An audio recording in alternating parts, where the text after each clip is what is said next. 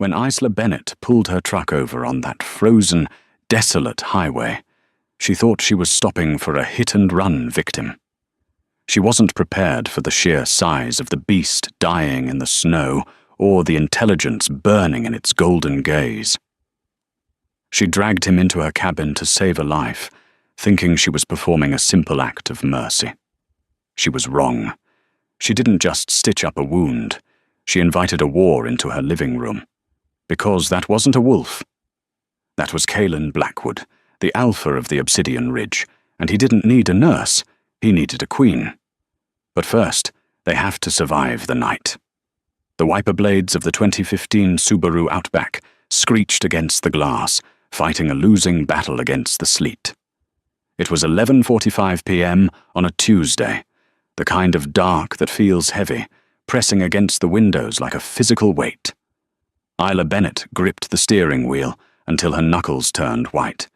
The heater was broken again, and the interior of the car was freezing, but that wasn't why she was shivering.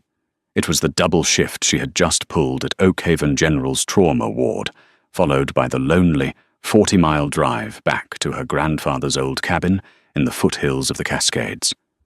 She was tired. Bone tired. The kind of exhaustion that makes the corners of your vision blur. Then she saw it. It wasn't a deer. It was too massive, a dark mound obstructing the shoulder of the road, contrasting violently against the pristine white snow. Isla slowed down, her headlights cutting through the storm to illuminate the shape. "Oh my God," she whispered, the condensation from her breath fogging the windshield. She didn't think. Instinct, honed by 5 years in the ER, took over. She threw the car into park, grabbed her emergency kit from the passenger seat, and stepped out into the biting wind. The smell hit her instantly. Copper and pine. The metallic tang of fresh blood was so strong it made her gag. As she approached, the mound shifted. A low, guttural rumble vibrated through the asphalt, shaking the soles of her boots. It was a wolf. But calling it a wolf felt like calling a tank, a bicycle. The creature was gigantic, its fur a midnight black that seemed to absorb the light. It was easily the size of a small bear. Isla froze. Every survival instinct she had screamed at her to get back in the car. This was a predator, an apex killer. But then the creature whined. It was a sound of pure, jagged agony. Isla took a step closer, her flashlight beam sweeping over the animal. Her medical brain catalogued the damage instantly. 3 deep, parallel gashes across the flank, exposing muscle and perhaps rib. The blood was pumping out in a rhythm that suggested an arterial nick. It was dying. "Hey," she said softly, her voice trembling. "I'm not going to hurt you." The wolf's head snapped up. Its eyes were gold, molten, impossible gold. There was no feral madness in them, only a shocking, terrifying clarity. He looked at her, not like an animal looks at a human, but like a man looks at a savior. He tried to stand, but his back legs gave out, and he collapsed with a huff of pain. "You're bleeding out," Isla muttered, rushing forward, fear forgotten. She fell to her knees in the slush. "I need to apply pressure." She didn't know if wolves let you touch them, but she pressed her gloved hands directly into the open wound. The heat coming off the animal was intense, like a furnace. The wolf snarled, a terrifying sound that bared teeth the size of daggers, but he didn't snap. He watched her. "I can't treat him here," she realized. "He'll freeze to death before he bleeds out." "I have to move you," she told the wolf, feeling ridiculous for talking to it.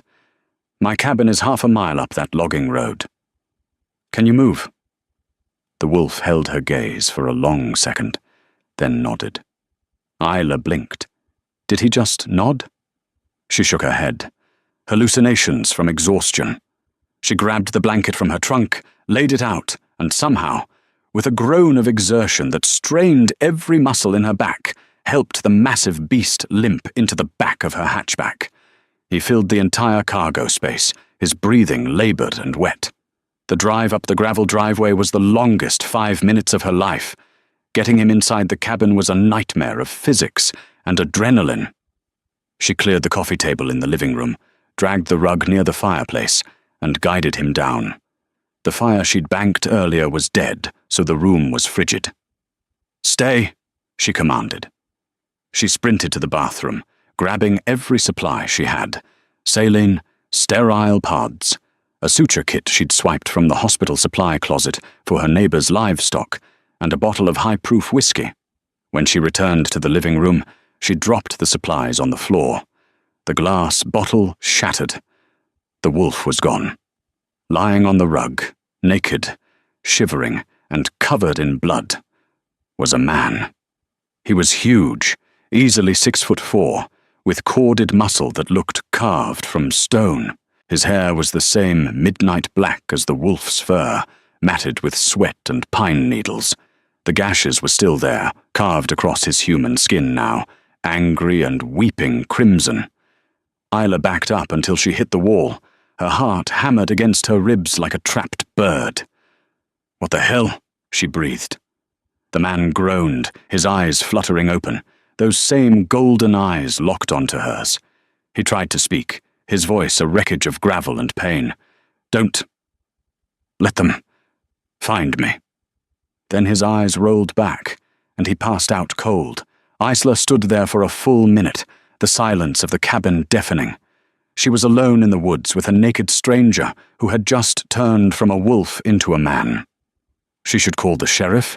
She should grab her keys and run. But she looked at the wound on his side. It was fatal if left untreated. Isla cursed softly. She grabbed the suture kit. Sheriff later. Sutures now. The process of stitching up a werewolf, though she didn't fully accept that word yet, was surprisingly similar to stitching up a drunk lumberjack, only the skin was tougher. Isla worked by the light of a floor lamp, her hands steady despite the chaos in her mind. She had cleaned the wound with the remaining alcohol, expecting him to flinch, but he remained unconscious. He had lost a lot of blood. His skin was pale, greyish-white against the dark stubble of his jaw. She counted 32 stitches. When she was done, she cleaned the blood from his torso with warm water and a sponge. It felt intimate, too intimate. She tried to look at him clinically, as a patient, but it was impossible to ignore the raw masculinity of the man. A tattoo of a geometric mountain range spanned his left pectoral, stark black ink against the pale skin. Scars littered his arms and chest, old battles, old pain.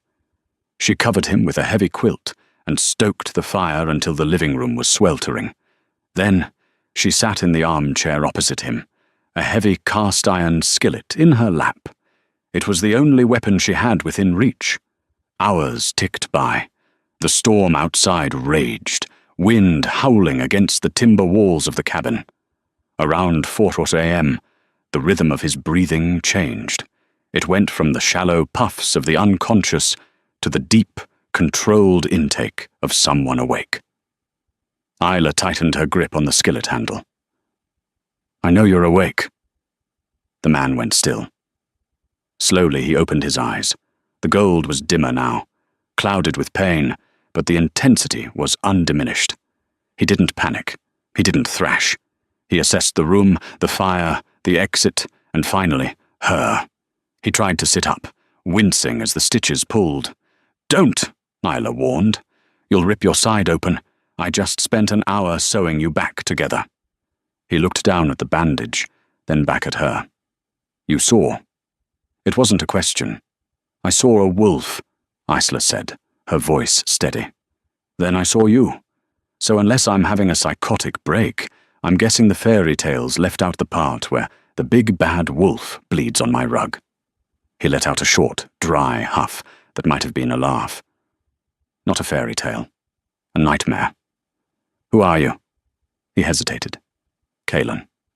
Just Kaylin. For now." He looked at the skillet in her lap. "Are you planning to make me breakfast or finish the job?" "Depends," Isla said. "Are you going to try to eat me?" Kaelin looked at her. Really looked at her. He inhaled deeply, his nostrils flaring. To Isla, it was just him breathing. To Kaelin, it was an assault on his senses. Even through the scent of antiseptic and blood, he could smell her. Vanilla, rain, and an undercurrent of fear that tasted sweet on the back of his tongue. His wolf, usually dormant when he was this injured, surged in his chest. Mine. Kaelin shoved the feeling down. He couldn't afford a mate. Not now. Not when Silas was hunting him. If Silas knew he had found his mate, he wouldn't just kill Kaelin, he would torture her to break him. No, Kaelin rasped. I don't eat people. Usually. Comforting, Isla deadpanned. She stood up, keeping distance. You lost a lot of blood, Kaelin. You need fluids. I have water and, well, I have Gatorade. Water, he said. She fetched a glass and brought it to him, placing it on the floor before backing away. He drank it in one long swallow. How did you find me? He asked, his voice gaining a little strength. The regenerative abilities of an alpha were already kicking in, knitting the muscle fibers together, but the silver laced in the claws that struck him was slowing the process down. I didn't find you, Isla corrected. I found a speed bump on Route 9. Who did that to you? That wasn't a bear scratch. Kaelin's expression darkened. The temperature in the room seemed to drop 5 degrees. Family dispute. Your family uses claws? My family is claws, he muttered. He looked toward the window, where the darkness pressed against the glass. I can't stay here. It's not safe for you. You can't walk, Isla pointed out, and my nearest neighbor is 3 miles away. If you go out there, you die. If you stay here, you might live. You don't understand, Kaelin growled, frustration leaking into his tone. He tried to push himself up again, his muscles trembling. They are tracking my scent. If they find me here... Who is they? Silas! He spat the name like a curse. And the death squad he calls a pack.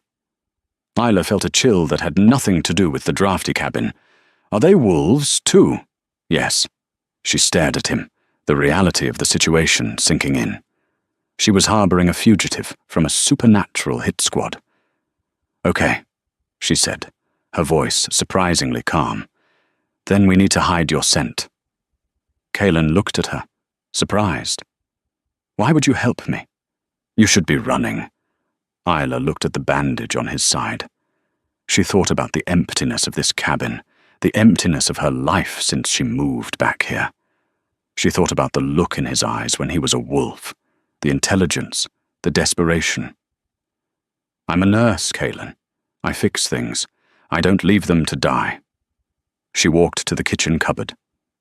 And I have 3 bottles of ammonia and a bag of sulfur fertilizer for the garden. If they track by smell, let's give them a headache. Kaelin watched her move. She was small, fragile by his standards, with messy brown hair and tired eyes, but there was steel in her spine. She has no idea what she's getting into, he thought, and God help me, I'm too weak to push her away. Suddenly, Kaelin stiffened. His head snapped toward the door. Too late, he whispered. What? Isla froze. Engine, he said. Diesel. Coming up the drive. Isla strained her ears. She heard nothing but the wind. Then, 10 seconds later, she heard it. The low rumble of a heavy truck crunching over the gravel. She looked at Kaelin. His eyes were glowing gold again.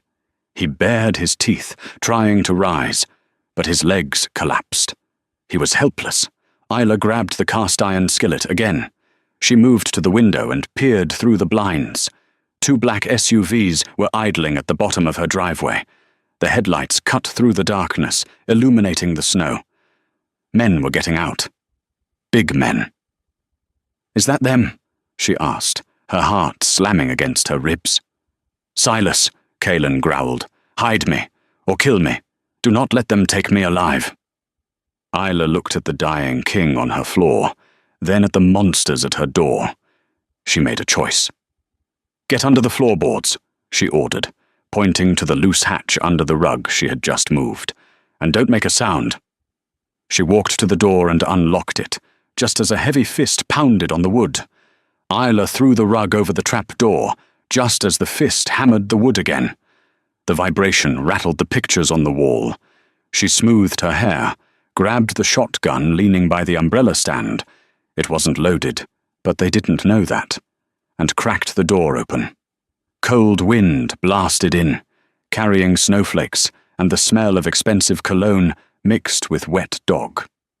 Standing on her porch was a man who looked like he had been built in a factory that manufactured nightmares.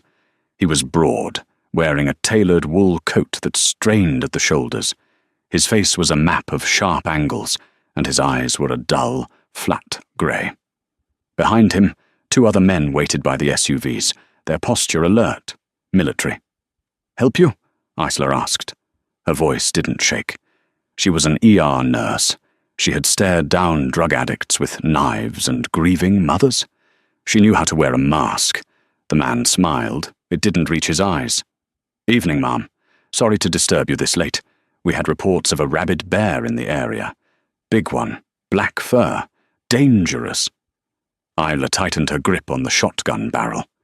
"I haven't seen a bear." The man leaned in, sniffing the air theatrically. "Is that right? Because I smell blood. Fresh blood." Isla's heart stopped for a beat, then restarted at double speed. The sutures. The sponge.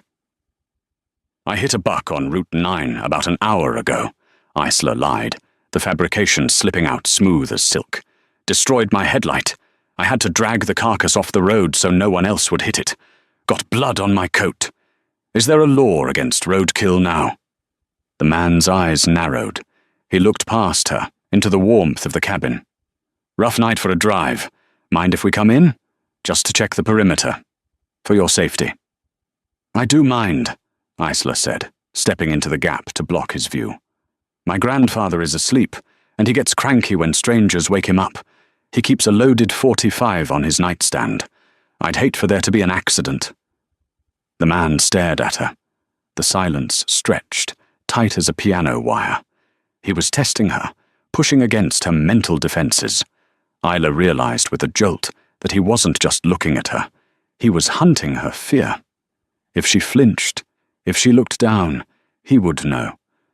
So she stared right back at his flat, grey eyes. "Check the road if you want," she said, "but stay off my porch." The man chuckled darkly. "You've got fire. I like that." He reached into his pocket. Isla almost raised the shotgun, but he only pulled out a card. He flicked it at her. It landed in the snow at her feet. "If you see the bear, call that number. Ask for Rance." He turned and walked back to the SUV without looking back. "Let's go, boys. False trail." Isla watched them leave. She waited until the taillights disappeared around the bend of the logging road.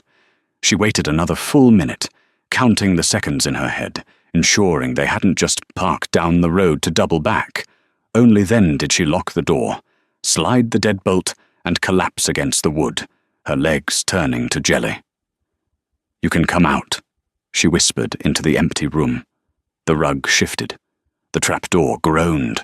Kalen pulled himself up from the crawl space. He was covered in dust and cobwebs, his face pale, but his eyes were blazing. He looked at her with a mixture of confusion and awe. "You lied to Rance," Kalen said, his voice raspy. "He's Silas's head executioner. He can smell a lie on a heartbeat." "I told you," Isla said, sliding down to sit on the floor, abandoning the shotgun. "I deal with trauma. I know how to keep a poker face." Kalen crawled over to her. The movement was fluid despite his injury. He stopped inches from her. The heat radiating from him was intoxicating. He reached out, his hand hovering near her face, then gently tucked a strand of hair behind her ear. His touch was electric, sending a shockwave through her that had nothing to do with fear. "He didn't believe you," Kalen said softly. "He just didn't want to make a scene yet. He'll be back, and when he comes back, he won't knock." "Then we have to leave," Isla said. No. Kalen shook his head. I can't move fast enough yet. And you? He looked at her neck, his nostrils flaring slightly. You smell like me now, since you touched my blood. If you leave, they'll hunt you too. Isla stared at him. So I'm trapped? No, Kalen corrected, his golden eyes darkening with a possessive intensity that made her breath hitch. You're under my protection. You can barely stand, Kalen. I am the alpha of the Obsidian Ridge, he growled, the human mask slipping to reveal the wolf beneath. Even dying, I am more dangerous than Rance is on his best day. But I need time. He grabbed her hand. His grip was iron. Give me 24 hours, Isla. Keep me alive for one more day. And I promise you, I will give you the world. Or I will burn it down to keep you safe. The next morning broke cold and grey. The storm had passed, leaving the world buried under 2 feet of snow. Isla awoke, curled up in the armchair. At some point in the night, she had fallen asleep, keeping watch. She jolted up, panic seizing her chest, but the cabin was quiet. She looked at the rug. Kalen was sleeping, but he looked different. The grey pallor of death was gone, replaced by a flush of health. The scratches on his face from the brush had vanished completely. The deep gashes on his side. Isla knelt beside him and gently lifted the quilt. She peeled back the bandage. Impossible, she breathed. The angry, weeping wounds from last night were sealed. The skin was pink and tender, but the muscle had knit together. A healing process that should have taken weeks had happened in 8 hours. Kalen's eyes opened, instantly awake. No grogginess. Good morning, he rumbled. His voice was deeper today, vibrating in his chest. Your side, Isla pointed. It's almost healed. Wolf blood, he said simply, sitting up. The quilt fell to his waist. Isla tried not to stare at the wall of muscle that was his chest, but it was difficult. He was perfectly sculpted, terrifyingly beautiful.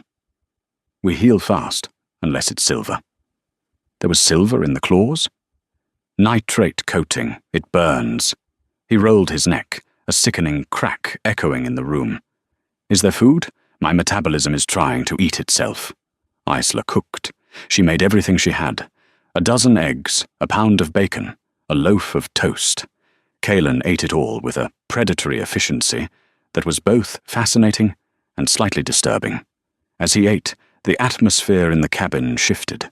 The frantic desperation of the night before was replaced by a heavy, curious tension.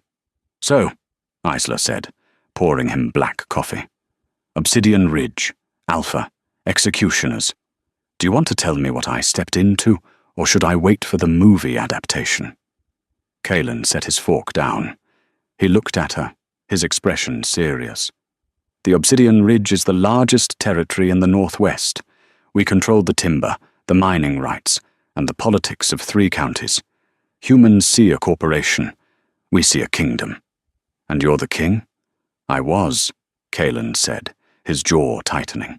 My father died 3 days ago. A heart attack, the doctors said. Poison, I say. According to our laws, the title passes to the eldest. That's me. And Silas. My uncle. My father's younger brother. He's always wanted the throne. He believes that wolves should rule over humans, not live beside them in secret. He wants to expose us, to start a war. Isla felt a chill. A war? If he takes the ridge, he has the resources to launch an attack on the human settlements. He calls it the reclaiming. I call it suicide. Kalen leaned forward, his golden eyes locking onto hers. I went to confront him. I was foolish. I went alone, thinking family meant something. He had Rance and 3 others waiting. They ambushed me. I took out 2 of them before they got my flank. He touched the healing scar on his side. I ran. I shifted and ran for 40 miles until my legs gave out. And then, I found you. Isla traced the rim of her coffee mug. Why didn't you kill me? When I dragged you into the car. You were hurt, scared. A wounded animal strikes out. Kaelin went quiet. He looked at her hands, then up to her lips, then to her eyes. The air in the kitchen suddenly felt thick, charged with static. "Because," Kaelin said, his voice dropping to a velvet whisper, "the moment you touched me, the pain stopped." "That's the adrenaline," Isla reasoned. "No." Kaelin stood up.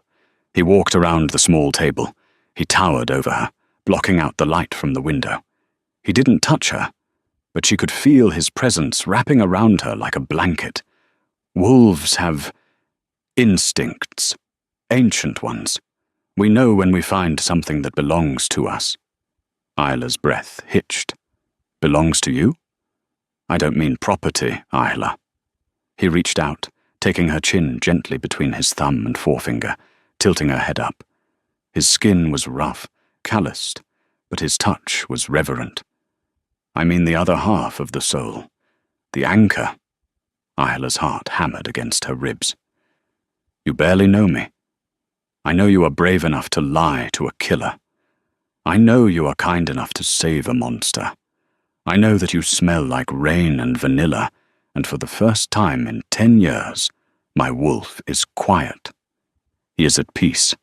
He leaned down. His face was inches from hers. She could feel the warmth of his breath on her lips. "You saved my life, Isla Bennett. According to the old laws, a life debt is binding. But this—" he brushed his thumb over her bottom lip. "This is more than a debt." Isla should have pulled away. She should have slapped him. But she didn't. She felt a pull in her gut, a magnetic force drawing her toward him. "What is it then?" she whispered. "Fate," he murmured. He was about to kiss her. Isla knew it. She wanted it. Crash. The sound of shattering glass exploded from the living room. Kaelin moved faster than human eyesight could follow. 1 second he was in front of her. The next, he had spun around, shoving Isla behind his back, a low, thunderous growl vibrating from his chest. A canister had been thrown through the front window. It rolled on the floor, hissing. Thick grey smoke began to pour out, filling the room instantly. "Wolfsbane gas!" Kaelin coughed, his knees buckling immediately. The gas was designed to incapacitate wolves, to shut down their nervous system. "Kaelin!" Isla grabbed him as he stumbled. "Get out!" he roared, shoving her toward the back door. "Run, Isla!" "Not without you!" Isla grabbed a wet dish towel from the sink and pressed it over Kaelin's face. She hooked her shoulder under his arm. He was heavy, his strength sapped by the poison, but he forced himself to move. They stumbled out the back door into the snow, the cold air biting at their lungs. But they weren't alone. Standing at the edge of the woods, forming a semicircle around the back of the cabin, were 5 wolves. Huge grey timber wolves, snarling, their hackles raised. And in the center, in human form, stood Rance. He was holding a compound bow, an arrow nocked and aimed directly at Kaelin's heart. "I told you I'd be back," Rance smiled. "And look at that. You found a girlfriend. Silas is going to love this." Kaelin sagged against Isla, the gas weakening him, but he bared his teeth. "Touch her, Rance, and I will rip your throat out with my human teeth." Rance laughed. "You're in no position to make threats, Your Majesty." He pulled the bowstring tighter. "Silas wants the girl alive. He thinks she might be useful leverage. But you? You're just loose ends." Rance released the arrow. Time seemed to slow down. Isla saw the fletching spin. She saw the silver tip glinting in the winter sun. It was flying straight for Kaelin's chest. She didn't think. She twisted. She threw herself in front of Kaelin. The arrow thudded sickeningly into her shoulder. The force threw her back into the snow. Pain, hot and white, exploded in her body. "No!" Kaelin's scream shattered the air. And then, the impossible happened. The sight of Isla's blood on the snow didn't weaken him. It broke something inside him. The gas, the injury, the exhaustion. It all vanished, incinerated by a rage so pure, so ancient, that the ground beneath them shook. Kaelin's bones cracked. He didn't shift into a wolf. He shifted into something more. He grew larger, his eyes turning from gold to a blinding demonic red. The Alpha King had just watched his mate take a bullet for him, and now everyone was going to die. The sound of the arrow striking flesh was a wet, sickening thud that seemed to echo louder than the wind. Isla didn't scream. She gasped, a sharp intake of air that was immediately choked off by shock. She hit the snow hard, the white powder instantly blooming with a terrifying shade of crimson. Kaelin froze. For a heartbeat, the world stopped. The wind died. The wolves stopped snarling. Even Rance lowered his bow slightly, a flicker of genuine surprise crossing his scarred face. He hadn't expected the human to jump. Humans ran. Humans hid. They didn't sacrifice themselves for monsters. Then, Kaelin looked at Isla. He saw the arrow shaft protruding from her left shoulder, just below the collarbone. He smelled the coppery sweetness of her blood, the blood of the woman who had pulled him from the ice, stitched his flesh, and stood between him and death. The wolfsbane gas still clogged his lungs, burning like acid, but it didn't matter. The pain didn't matter. Something inside Kaelin Blackwood snapped. It wasn't just a mental break. It was a biological rewriting of his limits. The ancient, primal darkness that every alpha kept chained in the deepest dungeon of their soul broke its shackles. A sound tore from his throat. Not a roar, but a sound like tearing metal. His bones shifted, cracking audibly, rearranging with a violence that should have killed him. He didn't shift into a normal wolf. He grew, his muscles swelling, his claws extending to the length of butcher knives. His eyes didn't just glow, they burned with a solid, demonic red light. "Kill him!" Rance screamed, panic finally cracking his voice. "Take him down now!" The 5 grey timber wolves charged. They might as well have been puppies attacking a freight train. Kaelin didn't dodge. He moved with a speed that blurred the air. He caught the first wolf in mid-air, his hand, now a hybrid of human and clawed beast, closing around its throat. With a sickening crunch, he crushed the windpipe and tossed the 300-pound beast aside like a rag doll. The second and third wolves hit him from the sides. Kaelin ignored their teeth sinking into his arms. He spun, grabbing the second wolf by the scruff and slamming it into the third with enough force to shatter ribs. Rance fumbled for another arrow, his hands shaking. "Shoot him! Shoot him!" He loosed the arrow. Kaelin caught it. He literally snatched the projectile out of the air inches from his face. He snapped the shaft in his hand, his red eyes locking on to Rance. "Run!" Kaelin rasped, his voice a distorted, demonic growl. Rance didn't need to be told twice. He dropped the bow and sprinted for the SUVs. The remaining 2 wolves, sensing the impossible power radiating from the Alpha, tucked their tails and fled, abandoning their fallen packmates. Kaelin didn't chase them. His war wasn't with the pawns. He dropped to his knees beside Isla. The red fade from his vision, the monster receding just enough to let the man take control. His hands, still trembling with adrenaline, hovered over her. "Isla," he choked out. She was pale, her lips turning blue. The arrow had missed her heart, but it had severed something important. The blood flow was rapid. Did you get them?" she whispered, her eyes unfocused. "I got them," Kaelin said, ripping off his shirt. He bunched the fabric around the arrow entry point.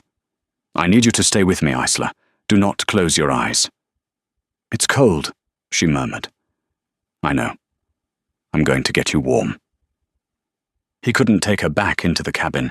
It was full of gas. He couldn't take her to the hospital. Silas would have spies there, watching for gunshot or arrow wounds. Kaelin looked at the black SUV Rance had abandoned in his panic. He scooped Isla up in his arms. She felt terrifyingly light. He sprinted to the vehicle, ripped the driver's side door off its hinges because it was locked, and gently placed her across the back seat. He hot-wired the ignition in 3 seconds, a skill learned during a rebellious youth he suddenly felt grateful for. As he floored the accelerator, spinning the heavy vehicle out of the gravel driveway and onto the main road, Isla let out a small whimper. "Hold on," Kalen commanded, his voice thick with a mixture of rage and terror he had never felt before. "I am taking you to the sanctuary. You are going to live, Isla. I forbid you to die."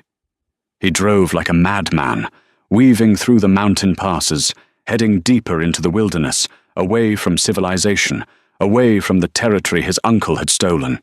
He was heading for the Blackwood Ancestral Hunting Lodge, a place off the grid, unmapped and fortified. But as he looked in the rearview mirror at Isla's fading consciousness, the Alpha King felt a cold dread settle in his stomach.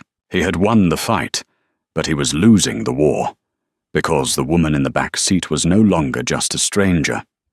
She was the only thing that mattered. The hunting lodge was a fortress, disguised as a log cabin, perched on a cliff edge overlooking the Serpent River. Kalen kicked the door open, carrying Isla into the main hall. The air inside was stale and freezing, but he didn't care. He laid her on the massive oak dining table. He swept the dust sheets aside and turned on the generator switch by the door. The lights flickered to life. Isla was unconscious now. Her breathing was shallow. Kalen washed his hands in the kitchen sink with dish soap and vodka he found in the cabinet. He didn't have anesthesia. He didn't have a blood bag. He only had his knowledge of battlefield medicine and the supernatural strength, to be precise. "I'm sorry," he whispered to her sleeping form. "This is going to hurt."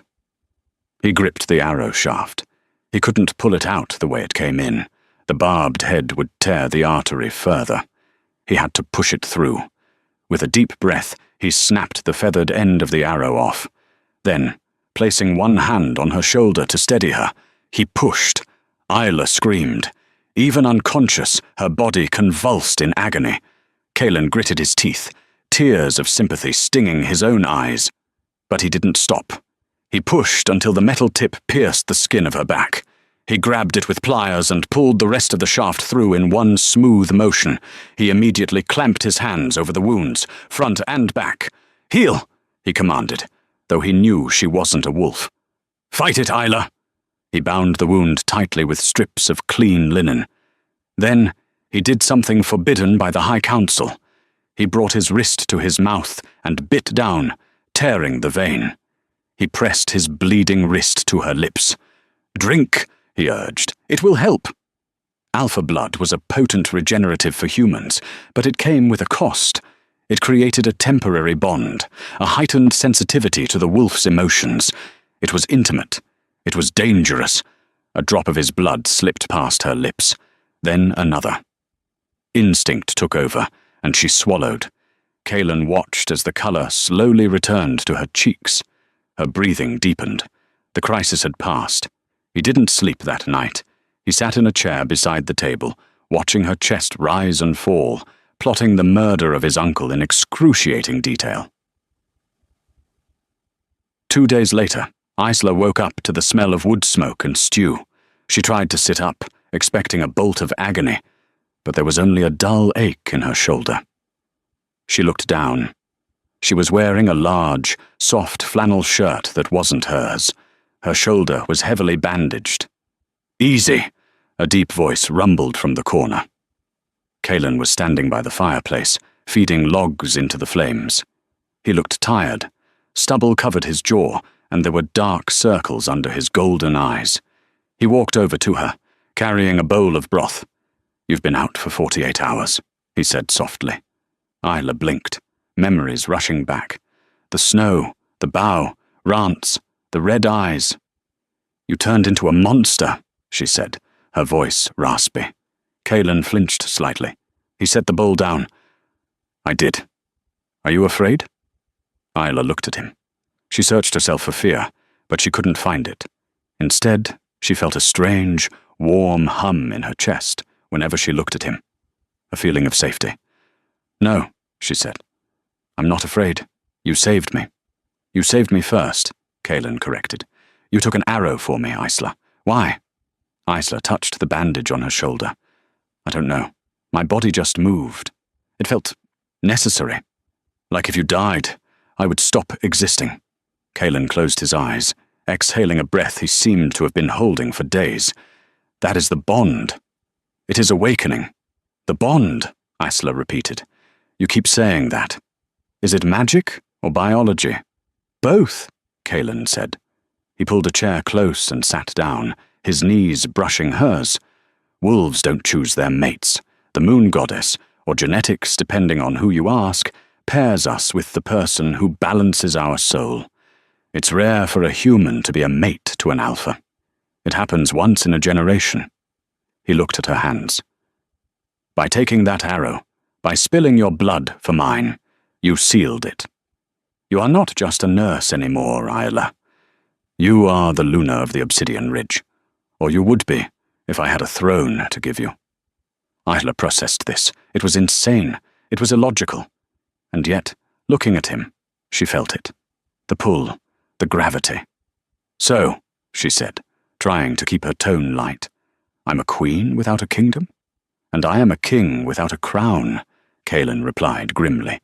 And that makes us both targets. Suddenly, a sat phone on the mantelpiece buzzed. Kalen stood up instantly. I have to take this. It's Gideon, my beta, the only man I trust. He walked to the window, pressing the phone to his ear. Isla watched him. She saw his back stiffen. She saw his knuckles turn white as he gripped the device. What do you mean, gone? Kalen growled into the phone. That's impossible. He listened for another moment, then slammed his fist against the window frame, cracking the glass. I don't care about the territory, Gideon. I care about the leverage. He hung up and turned to Isla. His face was a mask of devastation. What happened? Isla asked, sitting up straighter, ignoring the throb in her shoulder. Kalen walked over to her. He looked defeated. Silas has made his move. He didn't just take the territory. He went after the families of anyone loyal to me. He paused, looking at her with an expression of profound apology. Isla, my men checked your apartment in the city to scrub your scent, to protect you. And? Isla asked, her stomach dropping. Your apartment was empty, Kalen said, but they found a message painted on the wall, for me. What did it say? Kalen took a deep breath. It said, trade the girl for the grandfather. Isla stopped breathing. My grandfather. But he's in a memory care facility in Seattle. He's safe. Nobody knows about him. Silas has the resources of a government agency, Kalen said. He found him. He took him. Isla scrambled off the table, her legs wobbly. Panic clawed at her throat. We have to go. We have to get him back. He's 80 years old, Kalen. He has dementia. He won't even know what's happening. We can't just walk in there, Kalen said, catching her by the arms. It's a trap. Silas wants me to bring you to him. He wants to kill me and use you to breed a new line of obedient wolves. If we go there, we both die, and your grandfather dies too. I don't care, Isla shouted, tears spilling over. She tried to shove him away, but he was immovable. He's the only family I have. If you won't help me, I'll go alone. I will help you, Kalen roared back, his voice shaking the room. He pulled her into his chest, holding her tight as she sobbed. I will help you, he whispered into her hair. But we are not going to trade. We are going to war. He pulled back and looked her in the eyes. But there is something you need to know first. Something Silas is going to use against me. A secret I kept because I was ashamed. What? Isla sniffled. The reason Silas has so much support, the reason half the pack turned on me, Kalen looked away, shame burning his cheeks, is because I was betrothed to Seraphina, the daughter of the Northern Pack Alpha. It was a political marriage to unite our territories. Isla froze. You were engaged? Yes, Kalen said. And when I felt the bond with you, when I brought you here, I broke the treaty. The Northern Pack has allied with Silas. They want my head for insulting their daughter, and they want you dead for taking her place. Isla stared at him. The odds had just doubled. It wasn't just a rogue uncle anymore. It was 2 armies against 2 people. "So," Isla said, her voice trembling but gaining strength, "we have to rescue my grandfather, kill your uncle, and fight off a jilted ex-fiancée and her army?" Kaelin managed a grim, crooked smile. "That about covers it." Isla took a deep breath. She wiped her tears. She looked at the man who had turned her life upside down, and she realized there was no going back. "Okay," she said. "Then you better teach me how to shoot that gun I saw in the hallway." The Obsidian Ridge estate sat atop the highest peak of the valley, a sprawling fortress of timber and stone that looked more like a castle than a house. The blizzard had returned, wrapping the mountain in a blinding white shroud. Ideally, they would have waited for the storm to pass. But Silas had given them a deadline. Midnight. At 11:55 p.m., a single black truck rolled up to the iron gates. Kaelin stepped out. He was dressed in tactical black, a stark contrast to the snow. He wore no armor. He carried no gun. He walked to the gate keypad, punched in a code that only the Alpha knew, and the heavy iron doors groaned open. He walked into the courtyard alone. Floodlights snapped on, bathing the snow in blinding artificial light. Standing on the grand staircase of the estate was Silas, wearing a long fur coat, looking every inch the usurper king. Flanking him were 24 armed guards, and 10 wolves in their shifted forms. And there, kneeling in the snow at Silas's feet, was Isla's grandfather, Arthur. He was shivering, confused, wearing only thin pajamas. "You came," Silas sneered, his voice amplified by the acoustics of the courtyard. "And alone. How noble. How stupid." "Let the old man go, Silas." Kaelin's voice was calm, cutting through the wind. "This is between you and me." "It ends when I say it ends," Silas shouted. He grabbed Arthur by the collar of his pajamas and hauled him up. He pressed a pistol to the old man's temple. "Where is the girl? Where is the breeder?" "Right here." The voice came from the shadows of the gate. Isla stepped into the light. She was trembling, but her chin was high. She walked to stand beside Kaelin. "Isla!" Arthur cried out, his voice thin and terrified. "Run, honey. These men are crazy." "It's okay, Grandpa," Isla said, forcing a smile she didn't feel. "I'm going to get you home." Silas laughed, a cruel, barking sound. "Touching, truly, but I think I'll keep you both. Rance, seize them." Rance, his arm in a sling from the arrow wound, stepped forward with a sadistic grin. "Wait." The single word stopped everyone cold. From the shadows of the porch, a woman stepped forward. She was tall, with hair like spun silver and eyes as cold as the ice. She moved with a lethal grace. This was Seraphina, the daughter of the Northern Alpha. "We had a deal, Silas," Seraphina said, her voice like cracking glass. "Kaelin dies. I get the territory. You get the girl. But you didn't say anything about executing family members in the courtyard. My father sent his wolves to support a coup, not a slaughter of elders." "The plans have changed, my dear," Silas dismissed her. "Kill Kaelin. Then we discuss your compensation." Kaelin looked at Seraphina. "He's lying to you, Sarah. Look at the guards. They aren't watching me. They're watching you." Seraphina's eyes darted around. Kaelin was right. Silas's human mercenaries had their rifles subtly trained on the northern wolves, not just Kaelin. "Silas plans to wipe out the northern heirs tonight, too," Kaelin shouted, ensuring every wolf in the courtyard heard him. "He wants the ridge and the north. You're just a pawn." "Lies!" Silas screamed. "Kill him!" "I challenge you!" Kaelin roared, his voice booming with the alpha tone that forced lesser wolves to flinch. "By the blood and the bone! I challenge you for the pack, Silas. Single combat.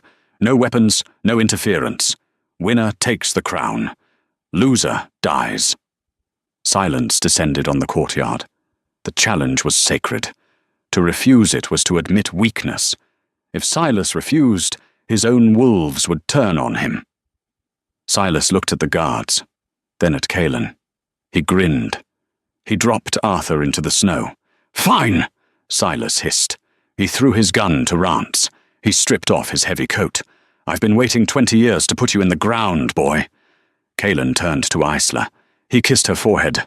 A brief, burning contact. "Get your grandfather to the gate. Do not look back." "Kaelin. Go." Kaelin turned to face his uncle. They didn't shift immediately. They circled.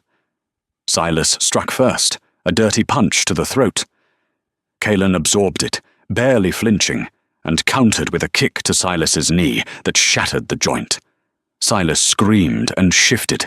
His form was massive, a grey, scarred beast, but he was old. Kaelin shifted mid-air, a seamless transition into the midnight black monster Isla had saved on the road. The two wolves collided with the force of a car crash. Snarls and the sound of tearing flesh filled the air. Isla ran to her grandfather. "Grandpa, get up!" She hauled Arthur to his feet. "Isla, that wolf!" Arthur stammered, staring at the black beast tearing into the grey one. "That wolf has eyes like a man. Move!" Isla dragged him toward the gate, but Rance was there. Rance blocked the exit, his good hand holding a serrated hunting knife. "Leaving so soon?" Rance smirked. "Silas said no interference in the fight. He didn't say I couldn't play with the leftovers." Isla backed up, putting herself between Rance and Arthur. She reached into her coat pocket. "Back off, Rance," she warned. "Or what? You'll stitch me to death?" Rance lunged. Isla didn't flinch. She pulled out the .45 caliber pistol Kaelin had given her. She didn't hesitate. She didn't close her eyes. She aimed for the center of mass and pulled the trigger. Bang! The shot echoed across the valley. Rance looked down at his chest in surprise. A red bloom was spreading over his heart. He looked at Isla, his mouth opening to speak, but he collapsed face first into the snow, dead before he hit the ground. "I'm a trauma nurse," Isla whispered, her hands shaking as the adrenaline hit. "I know exactly where the heart is." In the center of the courtyard, the duel ended. The black wolf had the grey wolf pinned. Kaelin's jaws were clamped around Silas's throat. Silas whined, tapping the snow in submission. Kaelin released him and shifted back to human form, naked and bloodied, standing over his defeated uncle. "I yield!" Silas gasped, clutching his bleeding neck. "You win! The pack is yours. Just let me leave." Kaelin looked at the wolves watching him. He looked at Serafina. He looked at Isla, holding the smoking gun. "You broke the laws," Kaelin said, his voice cold iron. "You kidnapped an innocent. You tried to murder my mate. There is no exile for traitors." "Serafina!" Silas screamed. "Help me!" Serafina walked forward. She looked down at Silas with disgust. "You were right, Kaelin," she said. "He smells like a liar." She turned her back. Kaelin didn't hesitate. He snapped Silas's neck. It was brutal. It was final. The usurper was dead. Kaelin stood up, chest heaving. He looked around the courtyard. The guards lowered their weapons. The obsidian wolves dropped to their bellies, baring their necks in submission. "The king is dead." Gideon's voice rang out from where he had emerged from the woods with the loyalist reinforcements. "Long live the king."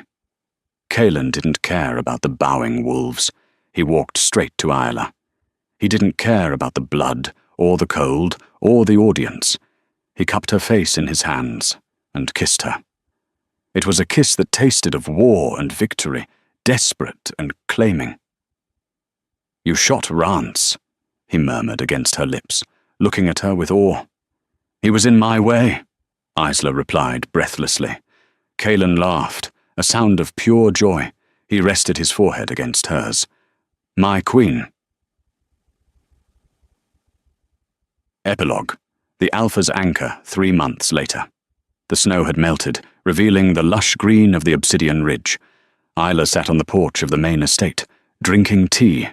Her grandfather was in the garden, arguing happily with Gideon about the best way to prune hydrangeas. The pack had accepted him as an honorary elder, mostly because he baked excellent cinnamon rolls. The door opened, and Kalen stepped out. He wore jeans and a t-shirt, looking less like a warlord and more like a man at peace. But the power still hummed around him, a constant, magnetic field. He sat beside her, pulling her onto his lap. "The council meeting went well," he said, nuzzling her neck. "Serafina has agreed to the new treaty. No marriage is required." "That's good," Isla smiled, leaning into him. "Because I'm not sharing." "You couldn't get rid of me if you tried," Kalen growled playfully. He took her hand. On her finger sat a ring, not a diamond, but a band of black obsidian, with a vein of gold running through it. "Do you regret it?" he asked suddenly, his voice serious. "Stopping for that wolf on the road? Your life is complicated now. Dangerous." Isla looked at the mountains. She thought about the ER, the lonely shifts, the empty cabin. Then she looked at the man holding her as if she were the most precious thing in the universe. "The blood wasn't the scariest part," she quoted her own thoughts from that night. "It was the eyes. Because I knew the moment I saw them, I was never going to be alone again." She kissed him. "No regrets, Kalen. Just us." From the forest, a wolf howled, and for the first time in history, the Alpha King didn't need to howl back. He was already home. And that is the story of how a simple act of kindness on a snowy road changed the fate of the Wolf Kingdom forever. It proves that sometimes the monsters we fear are the ones we need the most. And true strength isn't about claws or fangs. It's about who you're willing to bleed for. I hope you enjoyed this journey into the Obsidian Ridge. If you got chills when Isla took that shot, or if you fell in love with Kalen's loyalty, please hit that like button. It really helps the channel grow. Don't forget to subscribe and ring the bell so you never miss the next part of our romance saga. And tell me in the comments, if you found a wounded wolf in the snow, would you have stopped? Thanks for watching, and I'll see you in the next story.